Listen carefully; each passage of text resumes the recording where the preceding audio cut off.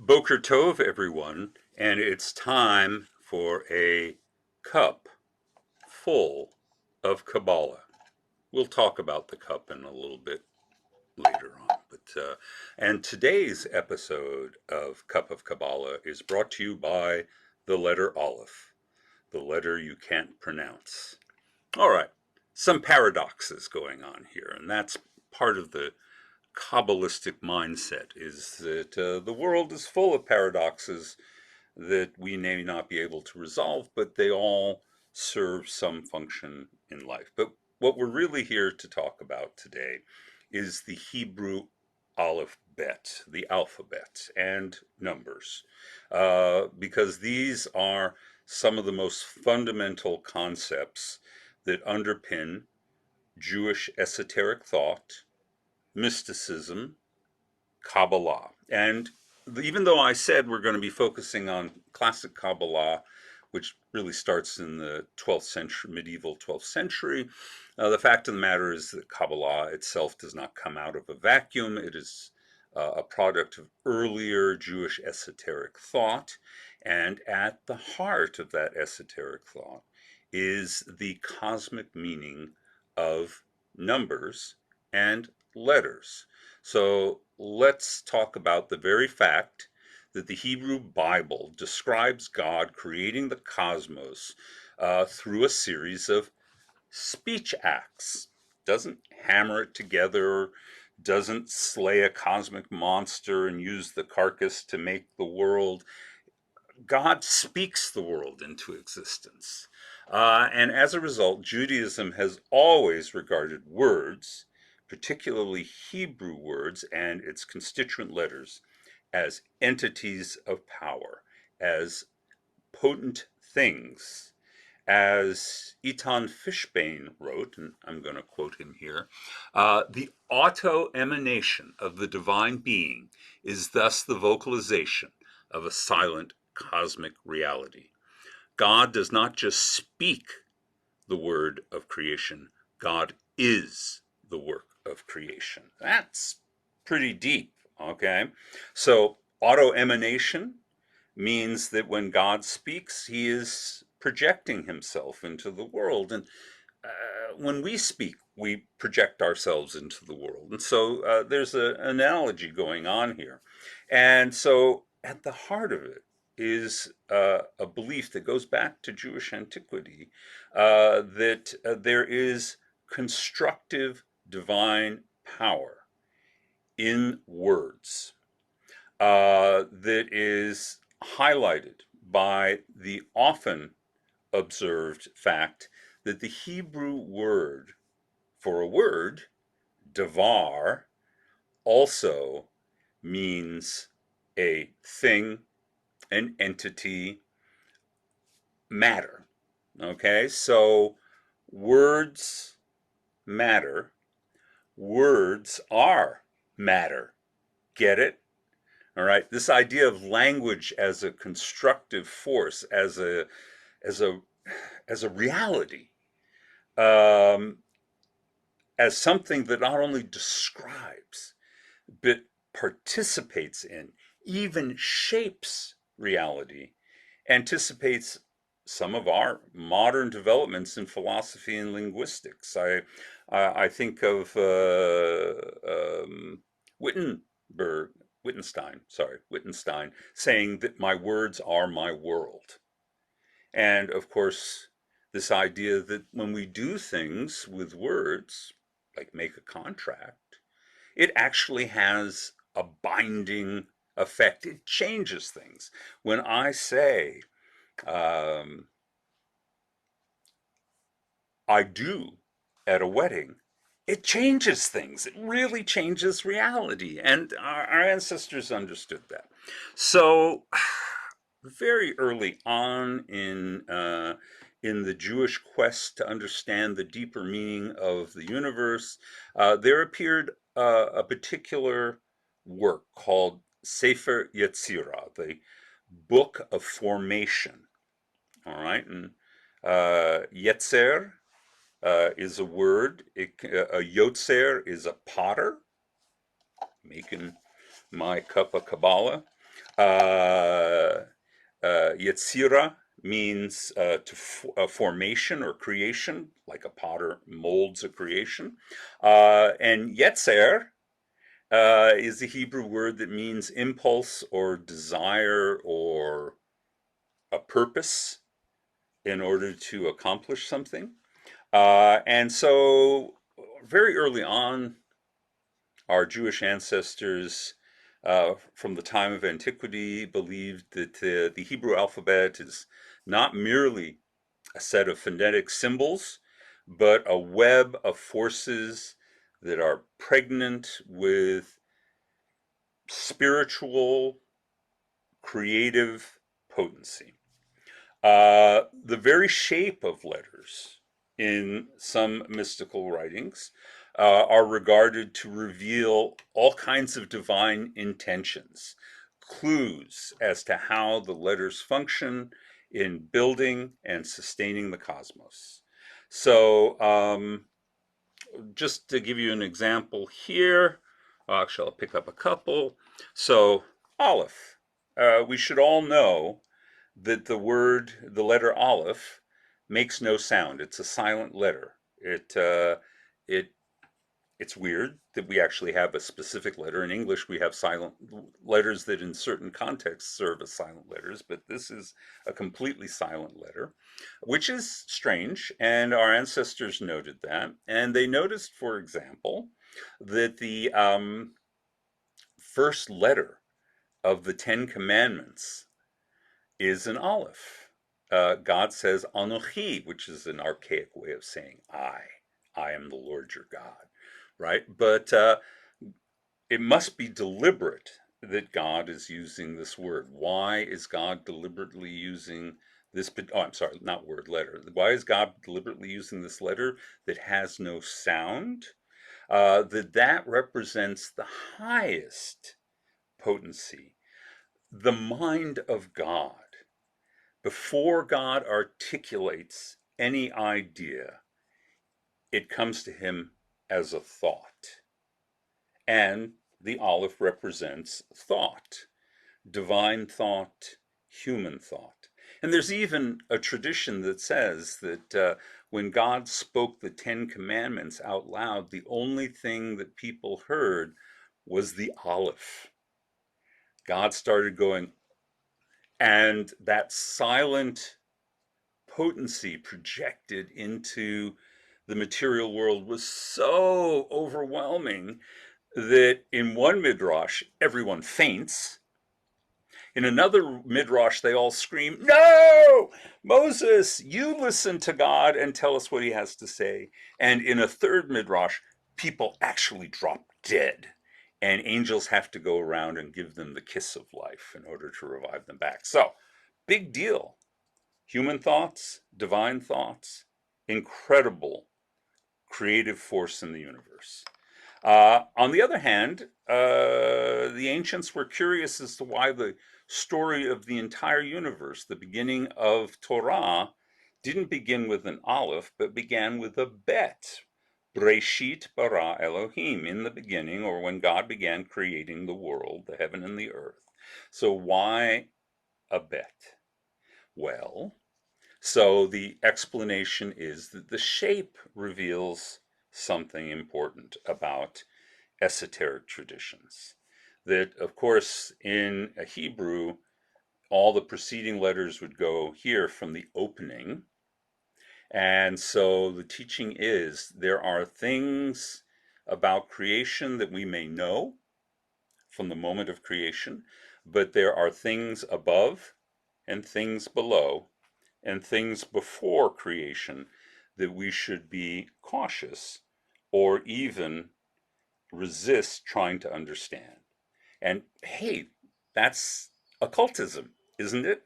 That there are secret realities above us, below us, and before the very origins of the universe that we can't understand, won't understand, etc., etc. But if you are a really daring mystical individual, you will risk penetrating those barriers to understand what is above, what is below, what was before, and what will ultimately come after. So even the shape of the letters have something to teach us. All right. And then the ultimate letters are those letters that make up the four-letter name of God. And I think we're all familiar when we say Adonai in prayer. If we don't know, we should know that we're actually using a euphemism, which means Adonai means my Lord, in which we're substituting for the four-letter name of God. Yud.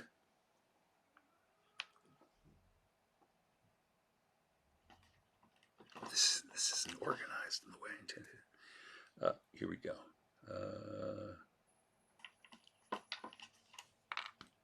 Hey, actually, it's missing the part. So it's Yud Hey. There we go. Yud Hey. Vav. Hey. The four-letter name of God, which we're not supposed to pronounce. All right. Well, that is super potent. If every letter and every word of Hebrew is a cosmic force, then that is the ultimate cosmic force. So I'm not going to try and pronounce it because the second commandment tells us we shouldn't. However, if you do know this, the high priest was able to pronounce this word.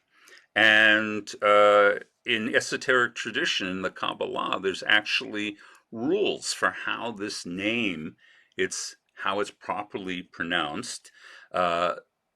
Shem HaMeforash, the explicit name of God, how you can transmit it. It should only be transmitted to a very, very qualified adept or student, and it should only be transmitted on very rare years. But in any case, if you know this word, you can do stuff. Things that we would even describe as magical are possible, because if God can construct, then we can construct. And if God uses words to make reality, we can use words to make reality. And there's actually a phrase in the Psalms that says, by the word of God, the heavens were created. But you can read that sentence by ignoring the invisible of. It doesn't really exist as a word in Hebrew. And then it becomes Devar Adonai. The word Yud He Vav He is the means by which the universe is created. Okay. It's a little overly clever reading of Hebrew, but the message is the important one. The message is that the name of God itself is the tool that you can make things happen by using God's name. So this word, we use the substitute Adonai, stands as the very highest order of being. It's up there with God's thoughts. And serves as a primordial scaffolding from which the cosmos is suspended. The word exists. We exist because the word exists. We exist because the Hebrew letters exist. And Sefer Yetzirah believes that. I think a good analogy is to say that our esoteric ancestors before Kabbalah, but Jewish mystics of late antiquity, believed that the Hebrew letters were intellectually equivalent to what we think about as the elements, right? All of reality, as we understand it today, is made up of 120 plus elements that combine in unique ways and produce unique results. Well, that's how the first mystics thought about this in Judaism. You can combine letters into words, and they form unique realities. They bring things into being. So that may be hard for us to fathom. It may seem in some ways ridiculous, naive, but think about. I always like to use the phrase, the most Kabbalistic phrase in the entire universe in English, as far as I'm concerned. Sticks and stones may break my bones, but names will never hurt me. We say that precisely because we know it's not true. Sticks and stones may break my bones, but words are the most wounding thing ever. And so the phrase, sticks and stones may break my bones, but words may never hurt me, is actually a magical protection. It's an amulet to cast aside the power, the obvious power of the hurtful words that people direct at us. And I think this is captured beautifully in a cartoon I saw a few years ago. There's a mother talking to two children, and she's castigating one of them, and she says, David, don't hit your sister. Use your words. That way the pain will last a lifetime. And that cartoon captures, I think, at least a bit of how Jewish mystics think about the alphabet, about words, and about their power. Numbers 2 have an innate celestial power. The Israelites were exposed to Greek mathematics very early on. The Greeks themselves created mystical ideologies around geometry and things like this. Pythagoras didn't just have a theorem, Pythagoras created a cult. He had an entire group of disciples who believed that the power of math put them in touch with the power of the world. And of course, that intuition is true also because we use mathematics and mathematical terms to describe physics and the motion of planets and the forces of gravity and weak atomic attraction and strong atomic attraction and electromagnetism. So words, and the ancestors and the ancients had it right. Words and numbers are cosmically potent things. So it is certainly true in Hebrew, where every Hebrew letter, Bet stands for the number 2, where every Hebrew letter has a numeric value. It is also true that letters and numbers particularly, combine together to become incredibly important and potent things in the mystical scheme of things. And this is especially true in Jewish hermeneutics. In interpreting the Bible and things like this, we see emerging the tradition of what's called gematria, that since you can assign a numeric value to every Hebrew letter, that certain words calculate out to be certain numbers, and therefore there are cosmic secrets to be revealed by that fact. The mystical hermeneutics assumes that when you're looking at scripture, it's all music and there's no noise, as the phrase goes. In other words, there's no coincidences, there's no accidents. If a certain number adds up to equal another word of the same numeric value, there is an intrinsic cosmic connection between those things. And so we unfold those and we learn things. So we have Jewish numerology, gematria, that Yud He Vav He, the name of God, doesn't just mean the name of God, it's the number 26. And if you encounter another word with the value of 26, you can, by comparing the name of God with that word, something will be revealed. Some truth will come unfold. All right. So, as we go into Kabbalah, there are, sacred numbers that we have from the Bible itself. 7, 12, 40. These numbers pop up again and again. Multiples of those numbers also appear. So these numbers are particularly powerful. But in addition to that, the number 10, which of course comes from this, our 10 fingers and our 10 toes. But this is not an accident. This is not noise. This is music. So the fact that we have 10 fingers, there are 10 commandments, that you need 10 men to form a, a minion.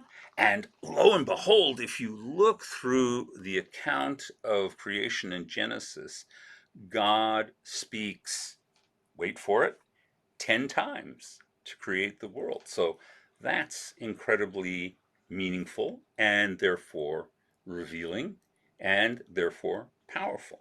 So I will conclude by referring to a term that appears in Sefer Yetzirah and is repeated in all subsequent Jewish mysticism, the 32 paths of wisdom. That there are 32 paths of wisdom that we can journey on, each one of them teaching us something different that will allow us to understand the cosmos better. All right, how do we come up with the number 32? 22 letters of the Hebrew alphabet and the decimal number 10. So if you add up the alphabet with the fundamental 10-base system of mathematics, you get 32. And these 32 things are paths of wisdom. So I'm done here with the mysticism of Jewish words and Jewish numbers, and we'll come back next week. Thank you for joining us for our ever full, ever empty cup of Kabbalah.